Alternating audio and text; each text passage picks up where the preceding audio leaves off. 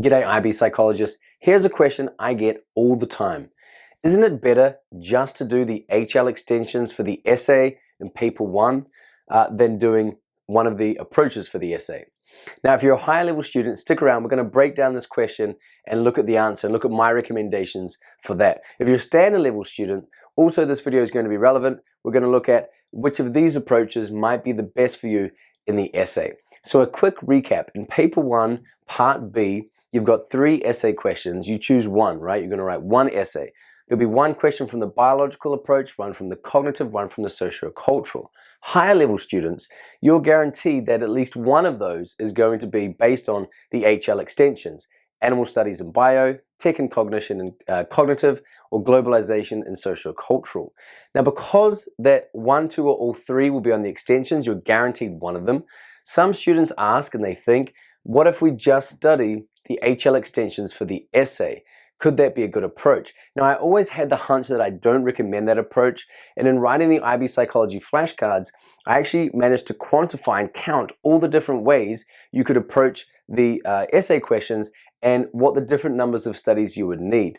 Now, of course, these are based on my own resources, my own revision guide, right? So, yours might be different, but if you're using my resources and you're using that in your class and your teacher's using them, then this will apply to that. And I have a suspicion that the same or similar findings you'll get even regardless of whatever textbook you're using. So now, without further ado, how many studies? Well, if, again, my calculations, if you do the HL extensions only, right, for the essay, you're going to end up needing 57 studies. Now, that's what I counted. That's what I came across.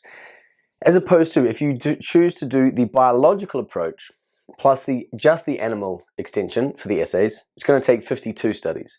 For cognitive, 49. Now, this is for high-level students only. For sociocultural, 47.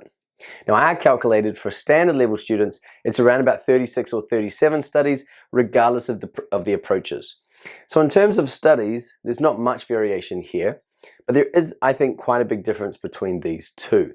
So what's my point here? Well, I wouldn't recommend this. I think it requires a lot more work to do just the HL extensions. Now, why is that? Well, think about it.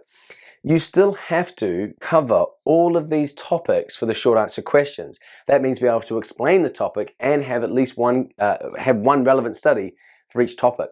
So you still need to do all that preparation for the SAQs. So adding a second or third study for those topics in one approach is actually not that much more work.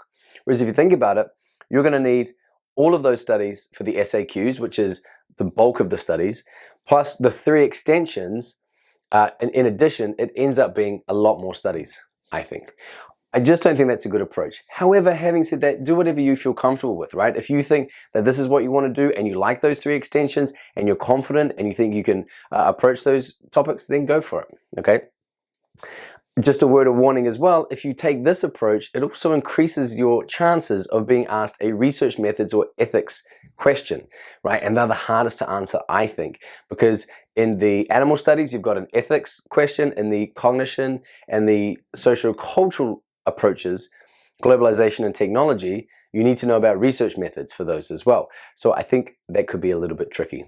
I think personally it's better to become an expert in one of these approaches. Consider yourself, are you a biological psychologist? You like that? You can study things from a biological point of view. Are you more of a cognitive psychologist? You like to look at things from the mental aspect? Or are you more a social psychologist or a cultural psychologist? You like looking at environmental factors and social factors, cultural factors and behavior. This is the approach I recommend. Again, just to summarize, my advice, the 3 extensions only for the essay, I don't think it's a good idea. It requires more work, more study. Even though on paper and without really looking at it, it seems easier, I don't think that's the case. But hey, do what you're comfortable with, play to your strengths, right? But I would recommend going for one of these approaches. Now, in the next video, I'll explain the pros and cons between each of these for the essays and which one I would recommend that you choose to study for the essay.